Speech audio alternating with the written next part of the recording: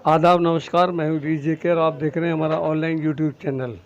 जी हाँ, आज की न्यूज़ जो कि 9/11/2023 को राष्ट्रवादी कार्यालय ये जो है नॉर्थ एवेन्यू न्यू दिल्ली में जो है वहाँ पर लगभग 12 बजे से एक राष्ट्रीय ओबीसी विभाग द्वारा राष्ट्रवादी कांग्रेस पार्टी एनसीपी का एक कार्यक्रम हुआ, जिसमें देश के कोने कोने से ओबीसी विभाग के कार्यकर्ताओं ने हिस्सा लिया, जिसके मुख्य अतिथि राष्ट्रीय कार्यकारिणी अध्यक्ष व सांसद श्री प्रफुल्ल पटेल जी रहे और वहाँ पर काफ़ी मीडिया कर्मियों ने भाग लिया। इसका मुख्य जो प्रोग्राम था दीपावली व नव वर्ष की सभी देशवासियों को जो है शुभकामनाएं देना है और अपनी पार्टी को 2024 के लिए मजबूत करना है।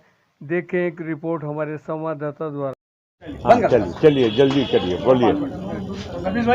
क्वेश्चन है सर, आपका पहला प्रोग्राम आज हुआ है, इस पर क्या कहना चाहेंगे? वही राष्ट्रवादी कांग्रेस पार्टी का ये हमारा नया केंद्रीय कार्यालय, इसका उद्घाटन हम लोगों ने कुछ ही दिन पूर्व नवरात्रि के शुभ पर्व पर हमने किया था और उसके पश्चात कार्यालय यहाँ पर कार्यान्वित होने के बाद हमारे विभिन्न जो पार्टी के अलग अलग प्रकोष्ठ है या पार्टी के और भी जो हमारे जो प्रतिनिधि है, इनके माध्यम से पार्टी को बढ़ाने का और पार्टी का संदेश लोगों तक पहुंचाने का काम पूरी जोर शोर के साथ शुरू हुआ है। और उसी के तहत आज यहाँ पर हमारे ओबीसी राष्ट्रीय जो सेल है, उनके माध्यम से यहाँ पर कार्यक्रम आयोजित किया गया। बहुत सारे लोग आज हमारे पार्टी में प्रवेश कर भी चुके हैं, उनका भी मैं हार्दिक स्वागत करता हूं। और पार्टी की जो नीति है और ख़ास करके ओबीसी के हित के वजह से हम चाहते हैं कि ओबीसी एक बहुत बड़ा समुदाय इस देश का है। ओबीसी के साथ साथ एससी एसटी भी है, कई और समुदाय भी देश में हैं जिनको अभी भी उसका लाभ नहीं मिला है। उनको भी इच्छा है कि हमारा भी इस प्रकार से जाति जनगणना भी हो और उनको भी अन्य समाजों के जैसे लाभ मिले। तो राष्ट्रवादी कांग्रेस पार्टी ओबीसी के उत्थान के लिए, कल्याण के लिए, एससी एसटी के कल्याण और उत्थान के लिए तो हमेशा कटिबद्ध है, लेकिन और भी जो समाज है जो वंचित रह गए हैं, उनको भी उसमें मदद मिले, समावेश हो। हमारे महाराष्ट्र में जैसे मराठा समाज, एक उदाहरण के लिए मैं आपको कह रहा हूँ, उनको भी विशेष आरक्षण मिले, इसके लिए भी हम हमेशा पक्षधर हैं। सर, हिंदी क्षेत्र के लिए आपकी पार्टी जो है ओबीसी वर्ग के लोगों को कितने टिकट दे सकती है आने वाले 2024 के चुनाव में? भाई देखिए, जो भी हमारे जनप्रतिनिधि हैं उसमें अगर आप उसकी पूरी छानबीन करेंगे तो बहुत बड़ा समाज हमारा ओबीसी का है। उसके बहुत सारे जनप्रतिनिधि आज एनसीपी के विधायक और सांसद भी हैं। इसके अलावा हमारे और भी जो मतलब एससी एसटी माइनॉरिटी सभी जो वर्ग हैं, उनको भी हम लोगों ने बड़े पैमाने पर प्रतिनिधित्व दिया है। सर, महिलाएं अक्सर छूट जाती हैं मुख्य धारा से, महिलाओं के लिए आपकी पार्टी का क्या प्लान है और क्या रणनीति? नहीं, बिल्कुल। महिला आरक्षण के मामले में जो अभी कॉन्स्टिट्यूशन अमेंडमेंट पिछले सत्र में हुआ है, इसमें पूरी तरह से एनसीपी का समर्थन रहा है। आज से ही नहीं, शुरुआत से रहा है और हम इसका स्वागत करते हैं। इससे महिलाओं का सशक्तिकरण भी होगा, महिलाओं के लिए अच्छी नीतियां बने, उनको मतलब सशक्त किया जाए। अभी हम लोगों ने भी महाराष्ट्र में कई योजनाएं, क्योंकि हम महाराष्ट्र की इसलिए बात कर रहे हैं कि अभी हम वहाँ सरकार में हैं, और भी जगह जहाँ भी हमको मौका मिलेगा हम जरूर उसके मामले में अपना पूरा ध्यान देंगे। महिलाओं को केवल आरक्षण मिला है उतना ही नहीं, मतलब ये पॉलिटिकल आरक्षण, लेकिन साथ साथ में महिलाओं के उत्थान के लिए कई योजनाएं हमारे महाराष्ट्र में हमने लागू की है। वैसी ही योजनाएं हमारे प्रधानमंत्री जी ने भी देश में महिलाओं के लिए लागू की है, और भी नई योजनाएं और अच्छी योजनाएं उनके लिए आनी चाहिए। इसके लिए हम पक्षधर हैं और हम हमारा पूरा इसके लिए सुझाव समय समय पर सरकार को देते रहें। लंच बिल्कुल तैयार है, बिगड़ लंच करे कोई भी नहीं जाएगा।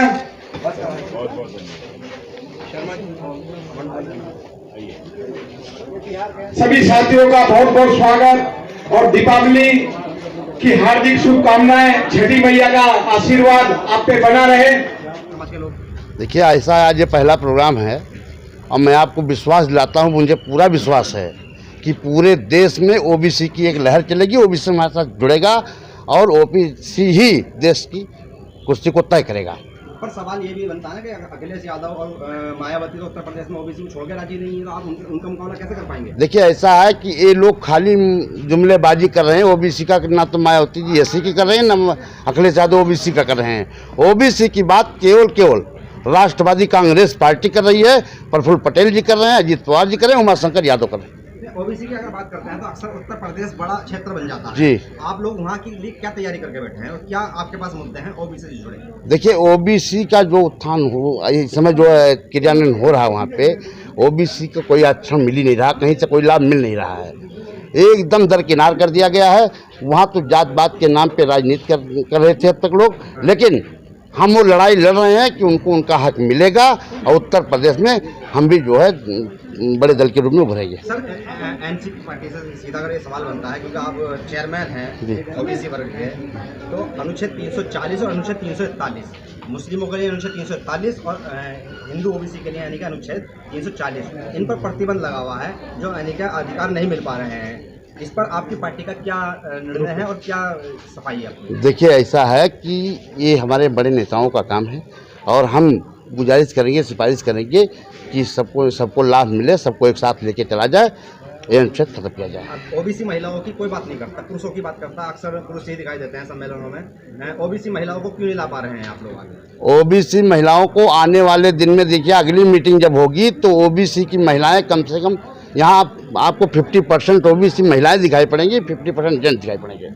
ओबीसी की जब हम बात करते हैं तो इस समय मौजूदा प्रधानमंत्री साहब भी ओबीसी वर्ग से ही आते हैं, मगर आज तक प्रतिनिधित्व क्यों नहीं मिल पा रहा है? कारण क्या है? देखिए, ऐसा है कि प्रधानमंत्री जी हमारे जो भी बढ़िया काम कर रहे हैं और ओबीसी के लिए भी कर रहे हैं, लेकिन आज जो स्थिति है वो जो नहीं मिल पा रहा है, हमारे बड़े नेता आपकी सदन में पेश करके उसको क्रियान्वयन कराएंगे और दिलाएंगे। 2024 में क्या परिवर्तन चाहते हैं आप? 2024 में प्रधानमंत्री नरेंद्र मोदी बनेंगे। मतलब परिवर्तन नहीं होगा? नहीं, हम उनके साथ हैं।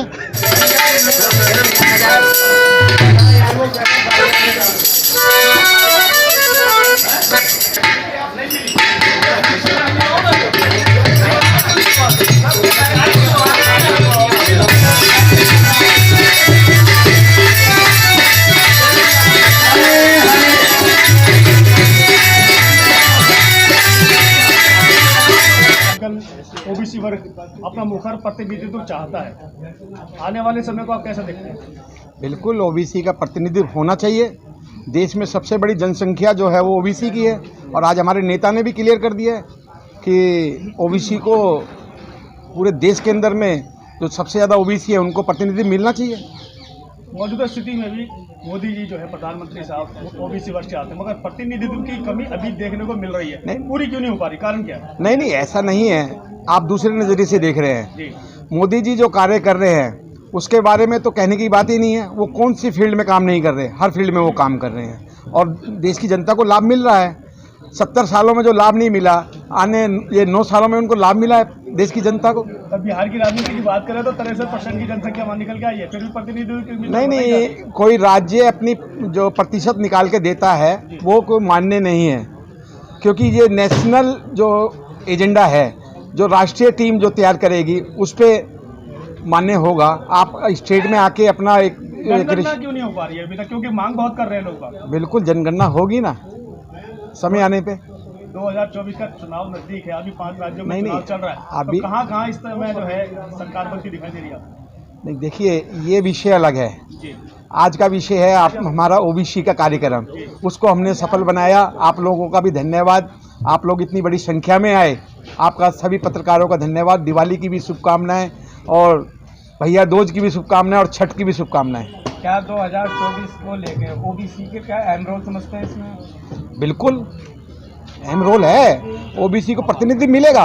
अभी मैं आपको एक बात बताता हूँ उदाहरण के लिए कि देश के अंदर में बहुत से राज्यों में माटी कला बोर्ड, आप जानते हैं माटी कला बोर्ड, माटी जो मिट्टी के बर्तन बनाते हैं और जो हथकरघा जो भी कार्य करते हैं वो सब माटी कला बोर्ड में आए हैं। तो देश के विभिन्न राज्यों में माटी कला बोर्ड का गठन हुआ, लेकिन बहुत से राज्यों में नहीं हुआ। हम चाहते हैं, हम मांग करेंगे, हम उमाशंकर जी हमारे राष्ट्रीय अध्यक्ष हैं, इनके साथ मिलकर हम प्रधानमंत्री जी को ज्ञापन देंगे कि देश में शिल्पकार और माटी कला बोर्ड का गठन हो, जिससे ओबीसी को फायदा मिले।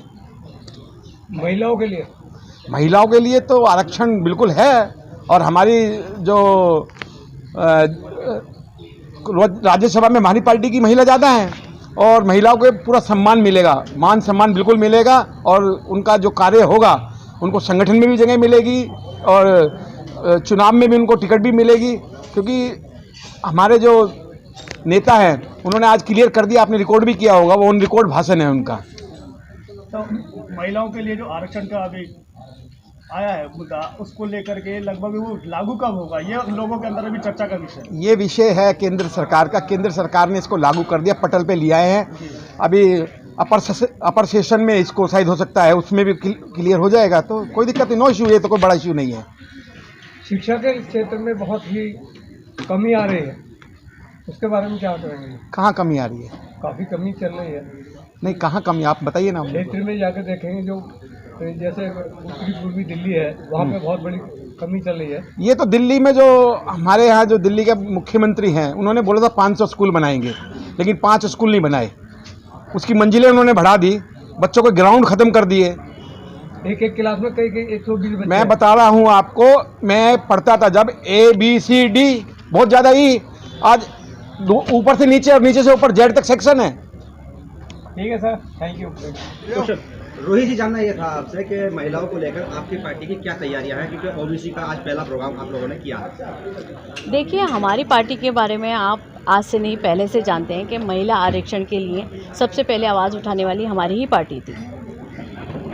नहीं तो तैयारी क्या है? 24 का चुनाव भी सर पे है, कितनी महिलाओं को आप टिकट दे सकती है आपकी पार्टी, और क्या करना है आप? देखिए, ज़्यादा से ज़्यादा महिलाओं को टिकट मिलेंगे। आपको पता है, अजीत दादाजी शुरू से महिला समर्थन रहे हैं, और प्रफुल्ल पटेल साहब ने कहा, जब भी महिला हमारी पार्टी में जुड़ती है और हमारी कार्यकर्ता बनती है या कोई पदाधिकारी होती है, अच्छी कार्यकर्ता होती है, तो उसके लिए ये मैका है। ये पार्टी, राष्ट्रवादी कांग्रेस पार्टी जो है, मैके के रूप में जानी जाती है।